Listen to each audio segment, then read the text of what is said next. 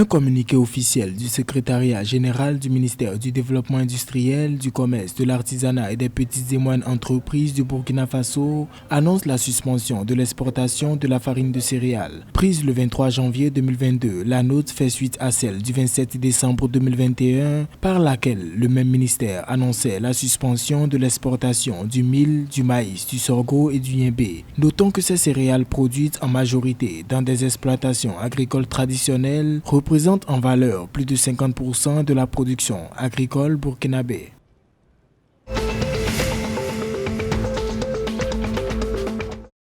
Au Togo, le programme des Nations Unies pour le développement PNUD a accordé à Lomé mardi 22 février 2022 un financement de plus de 146 millions de francs CFA à 9 organisations de la société civile. Ce financement intervient dans le cadre de la mise en œuvre du programme de microfinancement du Fonds pour l'environnement mondial. Selon les autorités, ces 9 projets retenus au terme d'un processus sélectif contribueront à soutenir les initiatives communautaires de conservation et d'utilisation durable des ressources naturelles.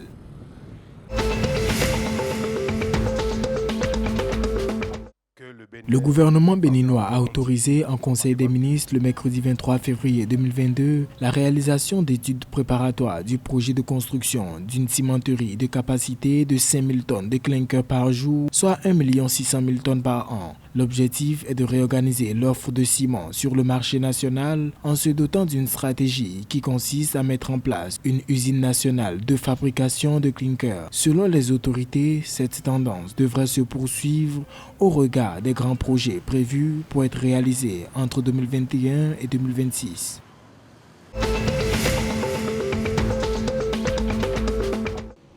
Au Niger, la session ordinaire du cadre technique régional de l'initiative 3N, les Nigériens nourrissent les Nigériens au titre de l'année 2022, s'est ouverte mercredi 23 février. À cet effet, les autorités ont souligné que le plan stratégique de développement 2022-2026 du Fonds d'investissement pour la sécurité alimentaire et nutritionnelle s'intègre dans les politiques nationales et stratégiques sectorielles du gouvernement. 4 axes d'intervention regroupant 12 actions pour un coût global de 126 milliards 826 millions de francs CFA seront pris en compte.